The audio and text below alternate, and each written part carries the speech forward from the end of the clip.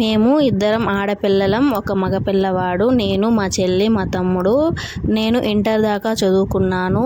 ఇంటర్లో నాకు top rank వచ్చింది. నేను సిఈసి తీసుకున్నాను. తర్వాత డిగ్రీ జాయిన్ అయ్యాను.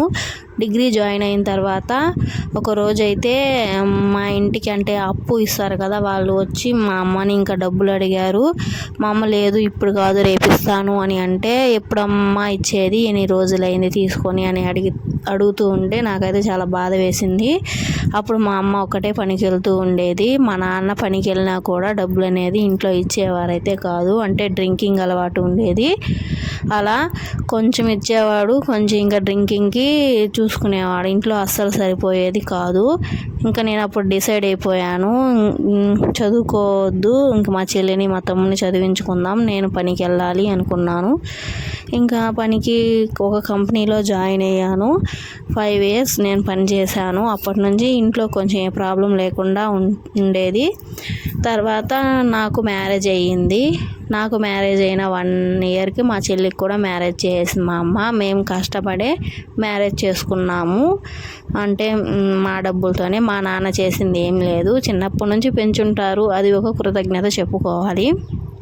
మాకు మ్యారేజ్ అయిన తర్వాత ఇంకా మా అమ్మ పనికి వెళ్ళడం, ఇంట్లో పని అంటే వండుకోవడం, ముడుచుకోవడం అంతే. ఇలా సర్దుకోవడం అంతా మా అమ్మ చేయదు. నేను కానీ మా చెల్లి కానీ ఎప్పుడో ఇంటికి వచ్చినప్పుడు ఇలా బట్టలన్నీ సర్ది పెడుతూ, ఇంట్లో ఇంకా వంట రూమ్ అవన్నీ క్లీన్ చేస్తూ వెళ్తూ ఉంటాము. మా అమ్మకైతే అంత టైం ఉండదు పాపం, అందుకని మేము చేసి వెళ్తూ ఉంటాము. నేను వచ్చినప్పుడు నేను చేస్తాను, మా చెల్లి వచ్చినప్పుడు మా చెల్లి చేస్తుంది. ఇక్కడ నేను ఫస్ట్లో స్టార్టింగ్ వచ్చినప్పుడే ఈ బట్టలన్నీ సర్ది పెట్టాను. అంతే, ఎంత సర్దినా కూడా ఇంకా ఇలా అయిపోతుంది గజిబిజిగా. మా తమ్ముడు బట్టలు అయితే ఇంకా గజిబిజిగా అయిపోతాయి. మా అమ్మ బట్టలు అయితే మా కూతురు పీకేసింది. బ్లౌజులన్నీ విడివిడిగా పెట్టేస్తుంటే అవన్నీ పీకేసింది. అందువల్ల నేను మళ్ళీ సర్దుతున్నాను. కూతుళ్ళు ఉండడం వల్ల ఇదే బెనిఫిట్. అమ్మలకి ఎప్పుడైనా ఇంటికి వచ్చిన తర్వాత ఇలా సహాయం చేస్తూ ఉంటారు. నాకు కూడా ఇప్పుడు 2 కూతుళ్ళు. అందరూ కూతుళ్ళు ఉన్నారు బ్యాడ్ లక్ అని అనుకుంటారు, కానీ కూతుళ్ళు ఉండడమే గుడ్ లక్. ఎందుకంటే మనకి ఏదైనా బాగాలేనప్పుడు, మనం పని చేసుకోలేనప్పుడు కూతుళ్ళు చేసి పెడతారు. అదే కొడుకులు అయితే చెయ్యరు. పనులు